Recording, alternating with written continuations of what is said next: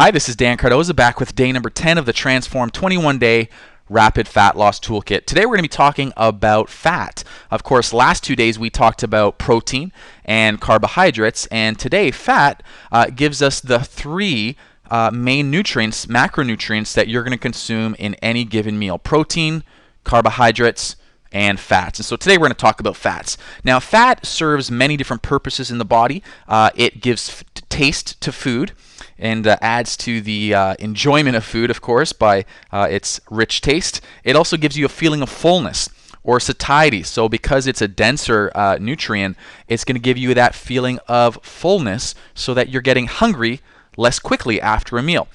It's also going to be important in the transport of specific nutrients. Vitamins A, D, E, and K are all transported via fat, and so those are what are called fat-soluble vitamins. So as you can see, you do need fat in your body. It's just like any other nutrient that we've talked about so far, protein or carbohydrates. It's a matter of choosing the right choices, making the right choices when selecting your fats, as well as choosing the right quantity. And so we're going to talk about both of those things here today.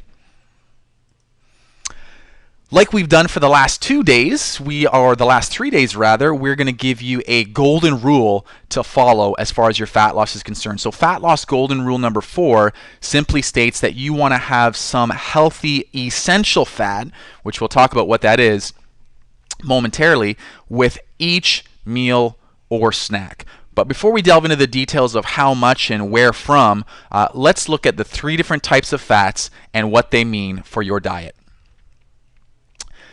Type of fat number 1, you have saturated fat. Now, saturated fats are typically solid at room temperature and generally come from animal sources. So some examples would be bacon.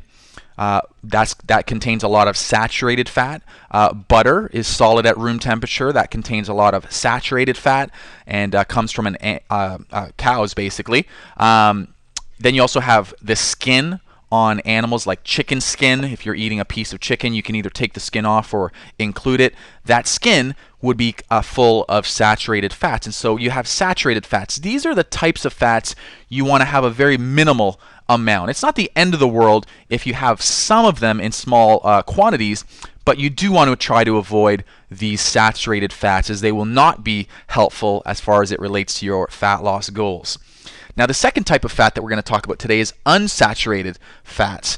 Now, unsaturated fats, these are the types of fats that you do want to consume. So unsaturated fats generally are liquid at room temperature, and they come from plant sources. So the olive oil would be an example.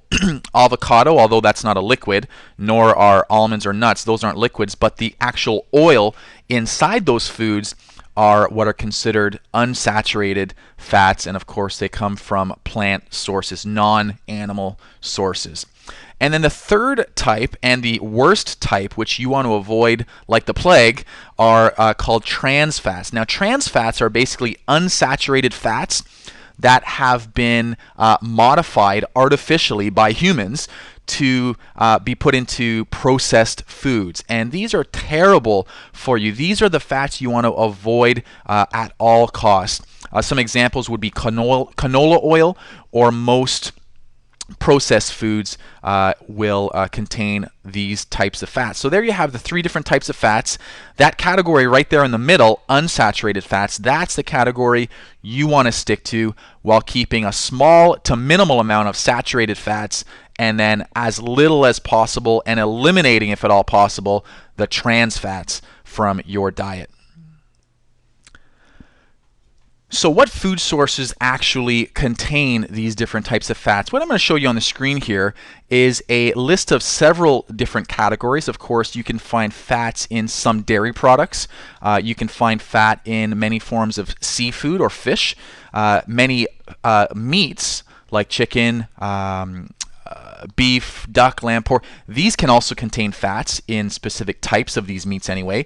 There are nuts, oils, and several other alternative fat sources. In the next video, I'm going to highlight from this list the absolute best and most ideal sources for you to get your fat from, and we'll also talk about how much you're going to want to include in each meal. So let's go to the next video right now.